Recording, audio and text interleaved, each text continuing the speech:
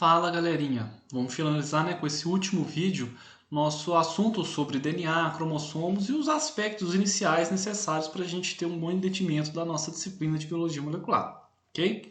Vamos lá? A gente falou na última aula algumas propriedades interessantes do DNA e aqui a gente vai finalizar com outra propriedade bem legal do DNA, que é a sua capacidade de se condensar. Vocês já devem ter percebido lá na biologia celular, quando vocês estudaram o material genético, o DNA, principalmente durante os processos de divisão celular, é que na divisão celular, na mitose ou na meiose, aquele DNA ele vai ser condensado de tal forma que a gente consegue enxergar ele em microscópio óptico, ok? Já no processo de intéfase, aquela molécula de DNA ela vai ser um pouco mais descondensada, mais frouxa, o que vai permitir os processos de expressão daquela informação genética contida naquele DNA, ok? Então vamos entender como é que é formado esse processo de condensação, as estruturas que o DNA se forma de maneira compacta, para a gente ter um bom entendimento depois de como que é necessário ter alguns mecanismos para ter acesso àquele gene para que a gente possa conseguir expressar uma informação genética, beleza?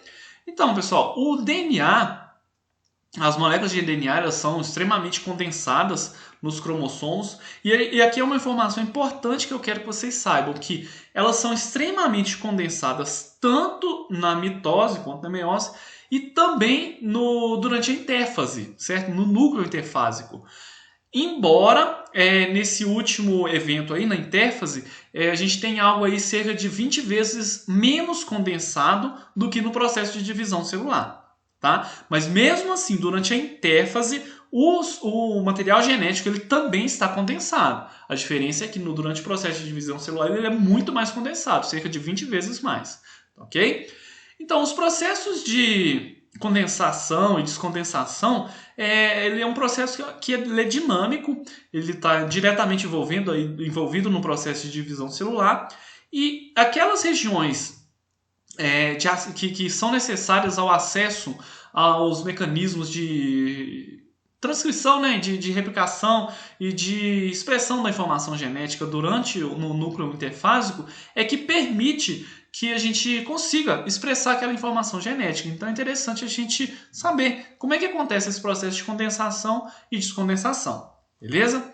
Então esses processos de compactação, pessoal, eles são governados por proteínas especializadas, divididas em duas classes. A gente tem as histonas e as proteínas não histonas, ok? Então nessa figura aqui eu tenho representado esquematicamente esses tipos de proteínas. Aqui em amarelinho aqui, que olha, eu tenho as histonas envolvendo aqui uma molécula de DNA, e aqui essas coloridinhas aqui eu tenho as proteínas não histonas, beleza? Então o complexo dessas duas classes aí de proteínas com o DNA é o que a gente chama de cromatina. Beleza? Então a cromatina nada mais é do que essa associação do DNA com essas proteínas que vão promover a sua compactação. Beleza? Então as histonas elas são responsáveis pelo primeiro nível fundamental de compactação dessa cromatina. Beleza? Formando estruturas que a gente conhece como nucleossomos. Ok? Então esses nucleossomos eles são formados então por proteínas altamente conservadas evolutivamente. Quando a gente fala de histona, eu estou falando que a histona ela não muda muito em diferentes organismos vivos, em diferentes espécies, ok? Então é uma proteína extremamente conservada evolutivamente falando, beleza? E como é que acontece a formação desses nucleossomos, aquela estrutura básica de compactação do DNA? O que acontece? O DNA ele faz duas voltas em torno de um octâmero de histonas. O que seria esse octâmero de histonas? Seria a formação de uma estrutura, pessoal, formada por 8 partículas menores, ok? 8 fragmentos menores de histonas. Cada histona dessa daqui ela é formada na verdade, esse octâmero por um par de histonas diferentes, ok? Então aqui, olha, eu tenho a histona H2A, H2B, H3 e H4. Cada núcleo de histona aqui, pessoal, cada cerne de histona é formado então por um par de cada uma desses tipos diferentes de histonas aqui, ok? A histona H1 é que ancora o DNA em torno desse arranjo, beleza? Então, como é que esse arranjo ele se forma? A partir desse estado, então, aqui, a partir desse cerne dessa histona octamérica, a gente tem aqui o enrolamento dessa dupla hélice de DNA, ok? Então, aqui a gente tem aqui a formação de duas voltas em torno de cada um desses cernes de histona. A gente tem aqui algo em torno de 147 pares de bases que vão estar envolvidos nesse processo de envolvimento desse núcleo de histonas aqui, ok? Então, aqui o que acontece? A partir desse estado aqui, a gente tem aqui que, olha, uma fita dupla de DNA. Essa fita dupla de DNA ela dá duas voltas em torno dessa molécula de histona aqui. E a gente vai ter um momento aqui onde esse DNA ele não vai ser enrolado. Eu vou ter uma sequência aqui de DNA onde ele não vai estar enrolado nessa histona. A gente chama essa sequência aqui de DNA de ligação, ok? Então, juntando aqui esse DNA de ligação mais o cerne de histonas aqui envolvido por duas voltas de DNA, eu vou ter uma sequência aqui que, olha, completa que eu chamo de nucleossomo, beleza? Esse nucleossomo, então, ele vai ser formado por cerca aqui de 200 pares de bases. Desses 200 pares de bases, aqui, algo de em torno de 147, é para dar as duas voltas na histona. O restante vai ser formado aqui pelo DNA de ligação.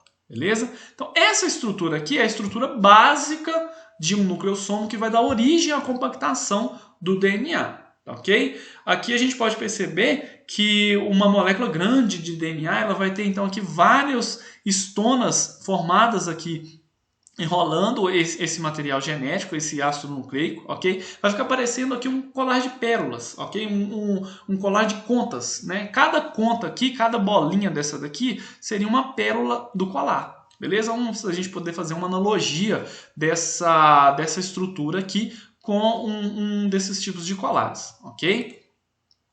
Deixa eu limpar aqui para ficar mais fácil da gente entender.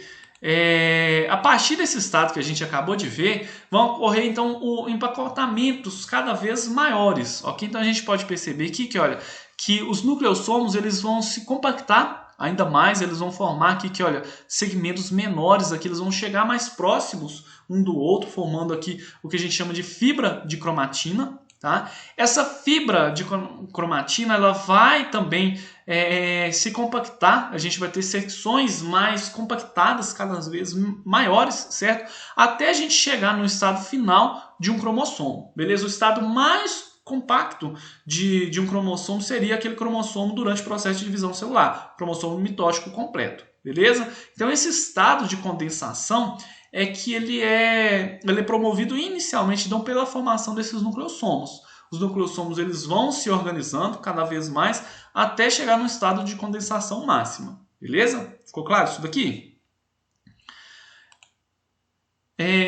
Como a gente pode perceber, a cromatina, dessa forma, né, ela pode ser considerada um estado dinâmico do núcleo eucariótico. O que seria isso? Se a gente for pensar aqui que, olha, eu tenho processos que são mais onde a cromatina ela vai estar mais condensada e processos onde ela vai estar menos condensada, ok? E mesmo se a gente for considerar aqui que, olha, no núcleo interfásico, vamos lá, esquece aqui o processo de divisão celular. A cromatina, durante a interfase, ou seja, fora do período de divisão celular, ela também existe ali durante todo aquele cromossomo. Eu tenho regiões que vão ser mais compactas e outras regiões que vão ser menos compactas, ok? Então vamos pegar essa primeira figurinha aqui, que olha, vocês concordam comigo que quanto menos compacta for aquela região da cromatina, mais fácil é o acesso de enzimas para poder retirar dali aquela informação genética, certo? Promover ali a transcrição daquela informação em um RNA mensageiro, ok? Então é mais fácil que as enzimas responsáveis por esses processos alcancem aquela região, aquele segmento gênico, ok? Agora, se eu tiver uma determinada região onde aquela cromatina é mais compacta, mais condensada, é mais difícil o acesso de enzimas para poder promover aquele processo de transcrição da informação genética, ok? Então, essas regiões elas são classificadas em dois tipos. A região que ela é menos condensada, ela é chamada de eukromatina. ok? A região de eucromatina num cromossomo é a região onde que normalmente estão presentes os genes, ok? Já as regiões onde eu tenho presença de DNA mais compacto, eu chamo de heterocromatina. A heterocromatina, pessoal, é uma região que normalmente não tem segmentos gênicos, não tem uma informação genética ali. Ok? Então aqui eu tenho dois exemplos de heterocromatina. O centrômero, é uma região que está extremamente condensada, e os telômeros. Ok? Então também uma outra região que é considerada de heterocromatina. Ficou claro? Pessoal, além disso, as células elas apresentam várias maneiras de ajustar rapidamente a estrutura da cromatina, ok? Então, tornar ela mais ou menos condensada. Ok? Uma delas é proporcionada por um complexo aqui representado aqui nessa figura, que olha, em verde, chamado de complexo de remodelagem da cromatina. São proteínas que vão utilizar a energia direta da hidrólise do ATP para promover um processo de remodelamento ao redor dos nucleossomos, ok? Então percebam aqui comigo que, olha, que por ação desse complexo de remodelamento, eu consigo tornar a cromatina que era mais condensada em uma cromatina mais descondensada. Eu consigo separar esses nucleossomos, ok? E esse processo de condensação e descondensação está extremamente relacionado com a expressão gênica. Okay? Então eu posso, por exemplo, expressar o controle da produção de uma proteína simplesmente pelo fato de eu condensar e descondensar uma determinada sequência gênica. Okay? Então aqui um desses processos de condensação e descondensação é governado por esse complexo de remodelamento, okay? Aqui com gasto direto de energia na forma de ATP. E também existe outro mecanismo que vai envolver diretamente a modificação dessas histonas, ok? Uma modificação reversível dessas histonas. Vamos acompanhar aqui comigo, que olha, cada histona, pessoal, ela pode sofrer modificações em suas caudas. A gente tem aqui cada uma das unidades daquele octâmero formador de uma histona, ela apresenta algumas caudas. Estão vendo aqui que, olha, representado nessa figura aqui? Tem várias caudas que ficam para o lado de fora daquele núcleo da histona onde envolve a molécula de DNA, ok? Então aqui eu posso ter modificações dessas caudas. Eu vou pegar aqui como exemplo aqui que olha uma histona H3.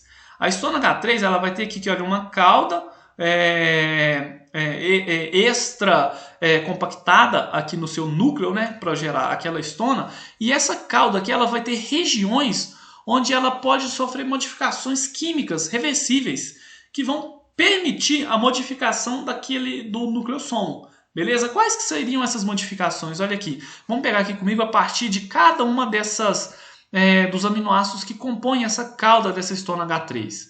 Esses números aqui, pessoal, tá vendo aqui? 2, 4, 9, 10, eles vão indicar o aminoácido daquela sequência dessa proteína. Okay? Então a gente tem aqui no início o aminoácido 1, ele não sofre nenhum tipo de modificação. E aqui eu tenho aqui, olha, até aqui nesse último aqui, que olha, 36 aminoácidos, beleza? Então, esses aminoácidos aqui formados nessas caudas aqui, que olha, para gerar essa região dessa proteína aqui, dessa histona, elas podem sofrer modificações. E essas modificações normalmente acontecem ou numa lisina, representada aqui pela letra K, o R representa a arginina e o S representa a serina, ok? Então, novamente, né, cada um desses números aqui vai indicar a posição do aminoácido nessa cadeia polipeptídica aqui, e cada letra vai indicar qual aminoácido especificamente está sofrendo essas modificações. Okay? Então existem vários grupos químicos que podem atuar nessas modificações aqui, que olha, a gente pode ter grupos acetila, representado aqui em rosa, grupos metila, representado aqui em azul, e grupos fosfato, certo? Tanto que alguns desses aminoácidos aqui podem até sofrer mais de um tipo de modificações, ok? O que isso significa, pessoal? Esse conjunto, esse padrão de modificações aqui vão mudar, vão alterar a estrutura das histonas, beleza? Então aqui vamos pegar um exemplo. A acetilação das lisinas, ela pode reduzir a afinidade das caudas com seus nucleossomos adjacentes. Então se a gente, por exemplo, tem enzimas, né, que promovem essa acetilação, então acetilar essas lisinas aqui, que olha, esse conjunto de acetilações aqui, vão inibir as interações dessas caudas com as caudas dos nucleossomos vizinhos, ok? Então permitindo aqui que um nucleossomo e o nucleossomo vizinho eles se desprendam, ok? A retirada desses grupamentos acetilas vai permitir que essas caudas aqui interajam entre os nucleossomos, tornando então essa cromatina mais compacta, ok? Então aqui a gente novamente tem mais um processo de controle de compactação e descompactação desses nucleossomos, beleza? Então tornando aqui um mecanismo extremamente elegante para tornar essa cromatina mais ou menos compacta, beleza? Existem outros padrões aqui também dessas modificações aqui, vários deles ainda não são, tem função identificada, beleza? Alguns ainda, por exemplo, indicam o silenciamento de uma determinada sequência daquela cromatina, outros vão permitir o controle da expressão gênica, mas vários desses padrões aqui ainda não são identificados as suas funções, tá? As modificações dessas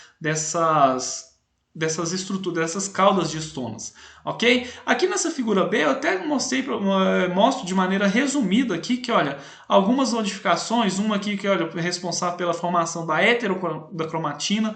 Quando a gente fala formação de heterocromatina, eu estou falando da condensação, promovendo aquela compactação e isso, consequentemente, vai promover o que a gente chama de silenciamento gênico. Se a cromatina ela vai estar mais compacta, não tem como aquela região ela sofrer o processo de transcrição daquela informação genética, ok? Então sim, a gente vai ver também com mais detalhes esses processos de controle de expressão gênica em aulas futuras, ok? O que eu queria deixar para vocês aqui hoje era chegar até aqui nesse momento, a gente entender basicamente as estruturas do DNA, entender como é que um cromossomo está disposto numa célula e as funções que tem esse tipo de ácido nucleico, ok? No nosso próximo bloco, a gente vai começar a falar do dogma central da biologia molecular, falando aí propriamente do DNA e como que o DNA ele consegue ser replicado, como é que a gente consegue duplicar uma molécula de DNA que é repassado para suas células filhas, ok? No mais, deixo aquele abraço para todos vocês. Em caso de dúvidas, fiquem à vontade para postar no fórum de dúvidas no SIGA-A, ok? Que eu vou estar lá de prontidão para responder todos vocês, beleza?